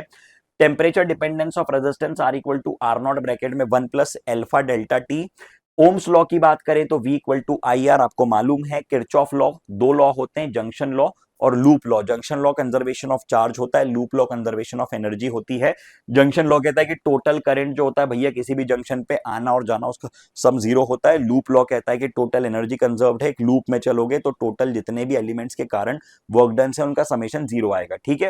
Resistance in parallel 1/r equal to 1/r1 plus 1/r2, r equal to r1 plus r2, simple बात। व्हीटस्टोन ब्रिज ये सिचुएशन है जब r1/r2 का रेशियो r3/r4 के बराबर हो, या तो r1/r2 कहीं भी ले लो, उससे फर्क नहीं पड़ेगा, इनके रेशियो इनके बराबर जब होंगे तो ये बैलेंस कंडीशन कहलाएगी, और उसमें इसके अंदर जो गैल्वेनोमीटर है उसका करंट होगा जीरो, ठीक। Electrical power P equal to VI V square by R I square R, ठीक है। Galvanometer as an ammeter, situation आपके सामने बनी हुई है। ध्यान देने वाली बात यह है कि करंट आया, कुछ करंट नीचे चला गया, कुछ करंट ऊपर से निकला, ठीक। दो रेजिस्टेंसेस आपने यहाँ पे रिप्रेजेंट कर दिए, एक रेजिस्टेंस को आपने लिख दिया G, दूसरे रेजिस्टेंस को आपने लिख दिया S। S is the shunt resistance, ठीक है। यहाँ पे करंट कितना है, यहाँ पे करंट I है, इधर करंट कितना गया, इधर करंट गया IG, यहाँ करंट कितना बचा, यहाँ बचा I माइनस IG। आपको पता है कि भाई साहब ये दोनों पैरेलल में है, so IG into G equals to I minus IG times of S, I minus IG times of S। बोल जरा जल्दी, हाँ या ना। तो ये एक्सप्रेशन बन गया आपके सामने और इसको हमने डाल दिया डब्बे में। Galvanometer as an voltmeter अगर आपको गैल्वेनोमीटर एज एन एमीटर आपको कन्वर्ट करना है तो आपने यूज किया है शंट। शंट एक छोटा सा रेजिस्टेंस होता है जिसको कि आप लोग इसलिए रखते हो ताकि आपकी डिवाइस प्रोटेक्टेड रहे, और आपको यदि कन्वर्ट करना है गैल्वेनोमीटर को वोल्ट मीटर में तो आपको हैवी रेजिस्टेंस लगाना पड़ेगा, वो भी सीरीज में, जो कि आपने यहाँ पे रिप्रेजेंट करके रखा है, ठीक है। यहाँ पे आप लिख देंगे V equal to I times of R, R में टोटल रेजिस्टेंस ऐड कर दिया।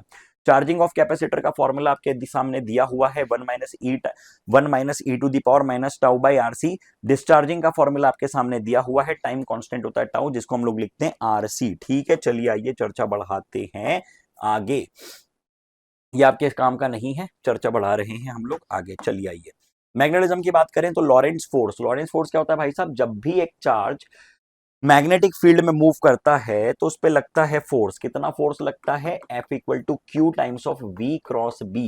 अब जो फोर्स की डायरेक्शन है वो आपने बता दी किसकी डायरेक्शन में, V क्रॉस B की डायरेक्शन में। मान लो कि यहाँ पे V है, कहीं पे B है, तो आपको करना क्या पड़ेगा, आपको निकालना पड़ेगा V क्रॉस B। जैसे अगर ये V है, ये V है, और मान ले कि अंदर की डायरेक्शन में B है, ठीक है। तो V क्रॉस B कर, V की डायरेक्शन में फिंगर खोल, B की डायरेक्शन में बंद कर, ये परपेंडिकुलर आएगी डायरेक्शन V क्रॉस B की। कैसे निकालते हैं, राइट हैंड रूल से। V की डायरेक्शन में फिंगर खोलेगा, B की डायरेक्शन में बंद करेगा, ठीक है। अब यहाँ पे अगली चर्चा आपके सामने आ रही है, charge particle in uniform magnetic field. Charge जब यूनिफॉर्म मैग्नेटिक फील्ड में घूम रहा है तो आपने मैग्नेटिक फोर्स और आपका जो सेंट्रीपिटल फोर्स है उनको बैलेंस कर दिया, इक्वेट कर दिया, यानी Q V cross B equal to M V square by R कर दिया। तो यहां से रेडियस का एक्सप्रेशन आपके सामने आ गया, R equal to MV by QB, और यहीं से टाइम पीरियड का एक्सप्रेशन आपने लिख दिया कितना, T की वैल्यू आपने लिख दी कितनी, 2 पाई R divided by V, 2 pi R divided by V। यहाँ पे दोनों को कंबाइन करोगे आप लोग और भी आगे के कुछ इंपॉर्टेंट रिजल्ट्स मिलेंगे, ठीक है। Force on a current carrying wire की बात करें, एक करंट कैरिंग वायर जब मैग्नेटिक फील्ड में प्लेस होता है तो उस पर फोर्स लगता है, और वो फोर्स होता है F equal to I L cross B। Magnetic moment होता है म्यू, म्यू को हम लोग लिखते हैं M equal to I dot A, ये आपके सामने लिखा हुआ है, ठीक है, mu equal to I dot A। Current on a torque on a magnetic dipole placed, देखो इन अ मैग्नेटिक फील्ड, एक डाइपोल को यदि आप करंट कैरिंग एक मैग्नेटिक डाइपोल के ऊपर यदि आप टॉर्क की बात करो तो वो टॉर्क कितना होता है, tau equals to mu cross B, या तो एम क्रॉस बी। एम क्या है, मैग्नेटिक मोमेंट है, ठीक है, वो जो आपने अभी बताया, एम से भी डिनोट कर सकते हो, म्यू से भी कर सकते हो। तो क्या ये एक्सप्रेशन देखा देखा लग रहा है, बिल्कुल देखा देखा लग रहा है। आपने टाउ की बात क्या करी थी उसमें, इलेक्ट्रोस्टैटिक्स में आपने टॉर्क लिखा था tau equal to P cross E, बिल्कुल उसी प्रकार से यहाँ पे टॉर्क कितना आया है, यहाँ पे टॉर्क आया है एम क्रॉस बी। एम लिख लो, म्यू लिख लो, एक ही बात है, ठीक है, एम लिख लो, म्यू लिख लो, एक ही बात है, ठीक। तो एनर्जी डेंसिटी यहाँ पे कितनी आएगी, एनर्जी डेंसिटी का फॉर्मूला याद रखना, लिखा नहीं है फिर भी मैं बता देता हूँ। मैग्नेटिक एनर्जी डेंसिटी पहले आपने लिखी थी half epsilon naught E square, इस बार कितनी बन जाएगी, इस बार बन जाएगी B square divided by 2 mu naught. Sir ये कैसे याद रखा आपने, मैं पहले भी बता चुका हूं कि जब कभी भी इलेक्ट्रिक और मैग्नेटिक फील्ड्स को कंपेयर करोगे तो एप्सिलॉन नॉट और म्यू नॉट आपस में दुश्मन होते हैं, एक ऊपर है तो दूसरा नीचे आ जाएगा, एक नीचे तो दूसरा ऊपर चला जाएगा, ठीक है। चलिए आइए चर्चा बढ़ाते हैं आगे। बायो सावर्ट लॉ की अगर हम लोग बात करें तो ये आपको क्या देता है, ये आपको देता है magnetic field due to a current carrying element. जैसे मान लो कि ये करंट कैरिंग एलिमेंट है जिसकी लेंथ dl है और करंट यहां से कितना पास कर रहा है, कुछ I करंट पास कर रहा है, तो आपको किसी भी पॉइंट पे यदि मैग्नेटिक फील्ड की वैल्यू निकालनी है इस एलिमेंट के कारण, dB के कारण, तो एक्सप्रेशन आपके सामने है बायो सावर्ट लॉ का, mu naught upon 4 pi I D L cross R divided by R cube. ठीक है, magnetic field due to straight current carrying wire की आप बात करोगे, दो एंगल्स बन रहे हैं अल्फा और बीटा, तो ये बन जाएगा म्यू नॉट आई बाय 4 पाई डी ब्रैकेट में वन ब्रैकेट में cos theta 1 minus cos theta 2। काम की बात है, आपने एंगल्स यहाँ पे लिए हैं थीटा 1 थीटा 2, मैं जो एंगल्स लेता हूं मैं बीच वाले एंगल्स लेता हूं, तो यही एक्सप्रेशन मेरे सामने बन जाता है म्यू नॉट आई अपॉन 4 पाई डी ब्रैकेट में sine theta 1 plus sine theta 2। ठीक है, sine theta 1 plus sine theta 2, theta 1 theta 2 मैंने कौन से लिए, मैंने ये वाले लिए अंदर वाले, ये जो मैंने रिप्रेजेंट किया। ठीक है, field due to infinite straight wire mu naught I divided by 2 pi D, ampere circuital law से भी निकाल सकते हो, एक लूप बना दो सिलिंड्रिकल, आपके सामने आ जाएगा। ठीक है, एम्पियर सर्किटल लॉ क्या कहता है, integral of B dot DL equal to mu naught times of current enclosed, mu naught times of I enclosed. ठीक है, force between two parallel wires की यदि आप बात करो, so this is going to be mu naught times of I1 I2 divided by 2 pi d, this is the force between two parallel current carrying wires।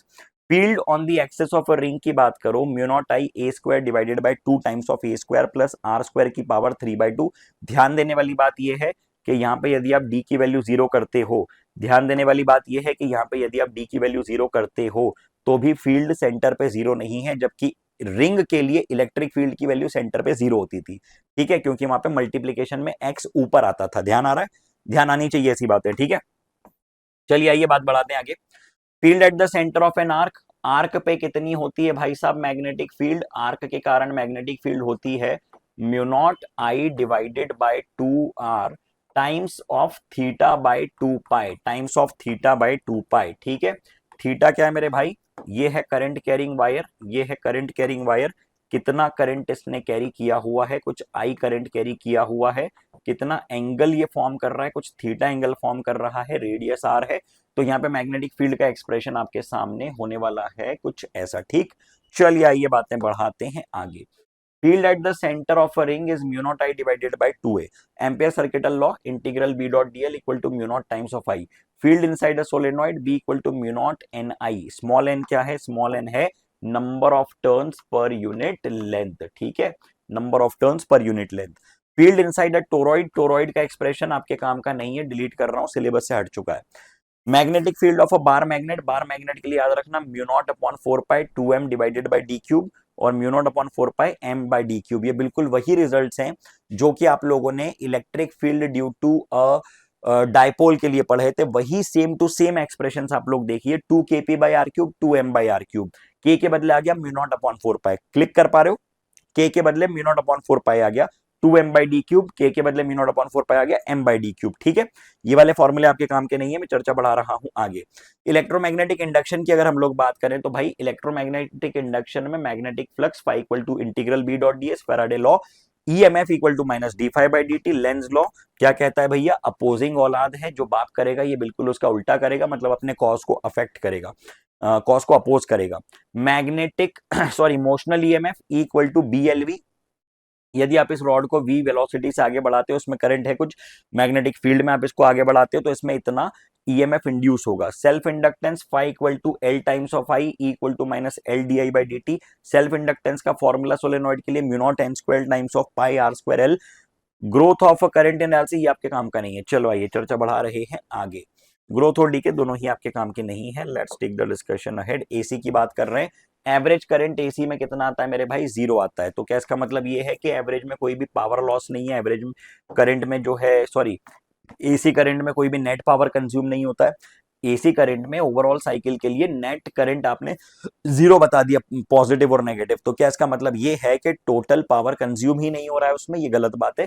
इस concept को समझने के लिए ही हम डिफाइन करते हैं आरएमएस करंट का कॉन्सेप्ट, जो कि क्या कहता है भैया, जो कि कहता है कि आप इसका स्क्वायर करो, उसका मीन लो और फिर उसका रूट लो। ठीक है, root mean square, square of mean of root, उल्टा पढ़ना है इस एक्सप्रेशन को, और ये वैल्यू आती है I naught divided by root 2। I naught होता है करंट एम्पलीट्यूड। ठीक है, एनर्जी की बात करें तो I square times of R T, I जो है आरएमएस करंट लेना है। कैपेसिटिव रिएक्टेंस बिल्कुल उसी तरह से जिस तरह से एक रेजिस्टर का खुद का कुछ रेजिस्टेंस होता है जिसको क्या आप आर लिखते हैं, एक कैपेसिटर भी रेजिस्टेंस ऑफर करता है जिसको कि आप एक्स सी लिखते हैं, एक इंडक्टर भी कुछ रेजिस्टेंस ऑफर करता है जिसको आप एक्स एल लिखते हैं, और आर एक्स सी की वैल्यू होती है ओमेगा सी, सॉरी एक्स सी होता है 1/ओमेगा सी और एक्स एल होता है ओमेगा एल। ठीक है, काम का एक्सप्रेशन है आपके सामने लिखा हुआ है। इंपीडेंस की अगर हम लोग बात करें जेड की, तो जेड होता है कितना, इंपीडेंस जेड होता है root over R square plus X L minus X C का होल स्क्वायर। इंपीडेंस कितना होता है, इंपीडेंस होता है रूट के भीतर R square plus XL minus XC का होल स्क्वायर। ठीक है, एक्सएल एक्ससी की वैल्यू आपके सामने।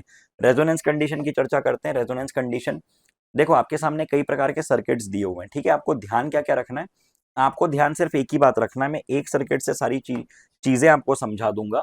ये आपके सामने मैंने एक नेट फेज डायग्राम बना दिया जहां पे आपको पता है कि यार करंट और पोटेंशियल रेजिस्टिव सर्किट के लिए सेम फेज में होते हैं, इंडक्टिव और कैपेसिटिव के लिए लैग और लीड कर रहे होते हैं 90 डिग्री से। ठीक है, तो ये आपने बना दिया एक्सएल माइनस एक्ससी, ये बना दिया आर, तो ये बन गया आपका नेट इंपीडेंस जिसको हमने लिख दिया जेड, और ये एंगल जो बन रहा है ये फाई बन गया। तो इस ट्रायंगल को मैंने कुछ ऐसे बना दिया और ये मेरा बन गया नेट इंपीडेंस ट्रायंगल।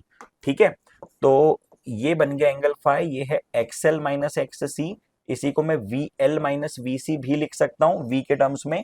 ये बन गया आर, ये बन गया जेड, इसी को मैं वी आर भी लिख सकता हूं।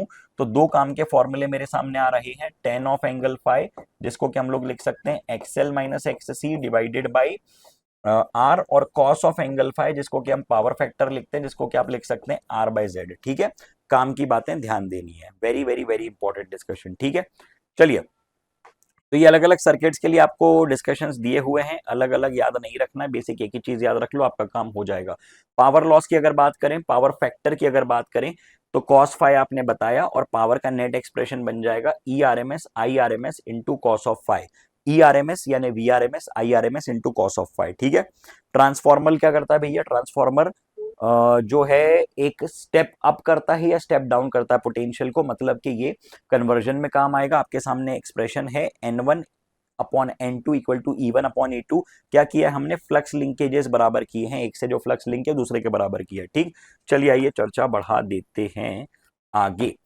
मॉडर्न फिजिक्स की बात करें तो सबसे पहले फोटोन पिक्चर की बात कर रहे हैं। फोटोन के पास क्या होता है भाई साहब, एनर्जी होती है, मोमेंटम होता है, मास नहीं होता है। एनर्जी होती है, मोमेंटम होता है, मास नहीं होता। ये एनर्जी बता दी, ये मोमेंटम बना दिया। Maximum kinetic energy of ejected electron, देखो आपके पास एक मटेरियल है, मटेरियल में फ्री इलेक्ट्रॉन्स हैं, ये इलेक्ट्रॉन्स मटेरियल के भीतर घूमने के लिए फ्री हैं, लेकिन ये मटेरियल से बाहर नहीं निकल सकते, उनको ये एनर्जी बैरियर क्रॉस करना पड़ेगा। ये फोटॉन्स आए यानी इंसिडेंट एनर्जी आई जिसको कि आपने एच न्यू लिख दिया। मटेरियल क्रॉस करने के लिए इतनी एनर्जी पार करनी है, तो आने वाली एनर्जी को आपने लिख दिया, आने वाली एनर्जी को आपने लिख दिया, क्या लिख दिया, work function plus kinetic energy. ठीक है, work function plus kinetic energy. ठीक, तो ये एक्सप्रेशन आपके सामने है। थ्रेशोल्ड फ्रीक्वेंसी की बात करें, ये रही थ्रेशोल्ड फ्रीक्वेंसी, फाई को आप लिख सकते हैं H times of new not. ठीक है, ये ग्राफ इंपॉर्टेंट है, स्टॉपिंग पोटेंशियल और फ्रीक्वेंसी के बीच में, या तो स्टॉपिंग पोटेंशियल और 1/लैम्डा के बीच में भी बना सकते हो, काम का ग्राफ है। स्लोप याद रखना है, इसका स्लोप होता है H C divided by E, जो कि कांस्टेंट होता है हर मटेरियल के लिए। De Broglie wavelength lambda equals to H divided by P. De Broglie wavelength basically क्या है, मैटर वेव की चर्चा की, अगर एक मैटर एक वेव के साथ मटेरियल एसोसिएटेड है, पार्टिकल नेचर एसोसिएटेड है, तो एक पार्टिकल के साथ भी वेव नेचर एसोसिएट होना चाहिए, उसी की चर्चा ये हमको बताता है। चलिए आइए बातें बढ़ाते हैं आगे। एटम के लिए एनर्जी एम के Z square E square upon 8 epsilon naught square H square N square. आप डायरेक्ट एक्सप्रेशन याद रख सकते हो, -13.6 Z square by N square, यानी कि एनर्जी प्रोपोर्शनल है Z square divided by N square के।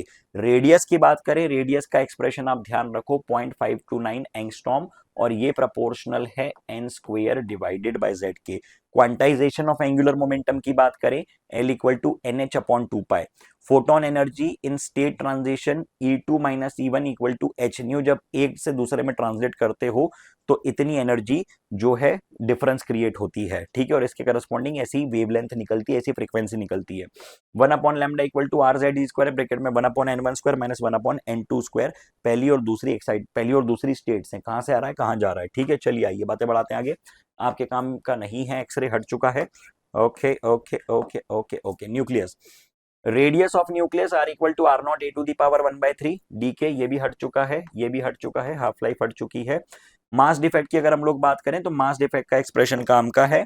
मास डिफेक्ट क्यों क्रिएट होता है भाई साहब? क्योंकि आपको मालूम है कि छुट्टे न्यूक्लियॉन्स, न्यूक्लियॉन्स क्या होते हैं, न्यूक्लियॉन्स क्या होते हैं, ये प्रोटॉन प्रोटॉन प्रोटॉन, ये न्यूट्रॉन न्यूट्रॉन न्यूट्रॉन, ये 3 प्रोटॉन्स और 3 न्यूट्रॉन्स आपके सामने रखे हुए हैं।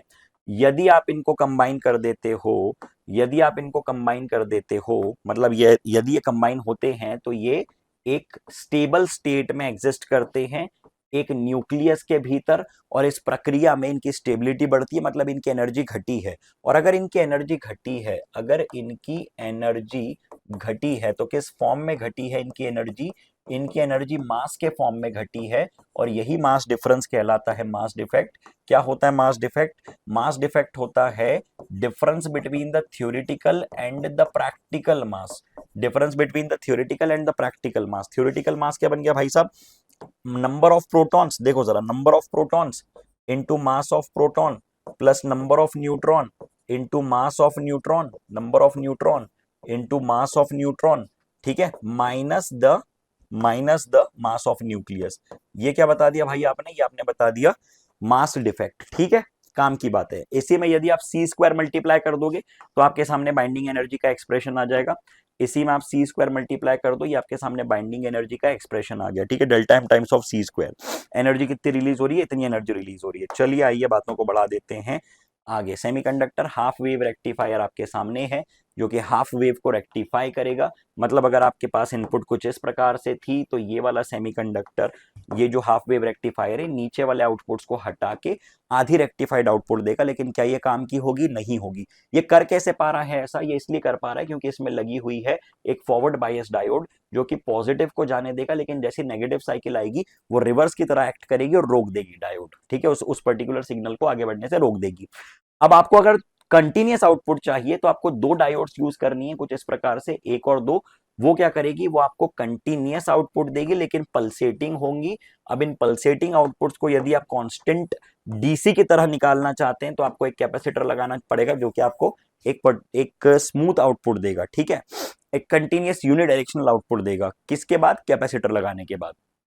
ट्रायोड वगैरह आपके काम की नहीं है, ये आपके काम का नहीं है। चलिए आइए चर्चा बढ़ा रहे हैं आगे। ट्रांजिस्टर हट चुका है, चलिए ठीक है, okay. So this was the formula session of the physics. इसकी पीडीएफ मैं आपके साथ टेलीग्राम पे शेयर कर दूंगा। Thank you.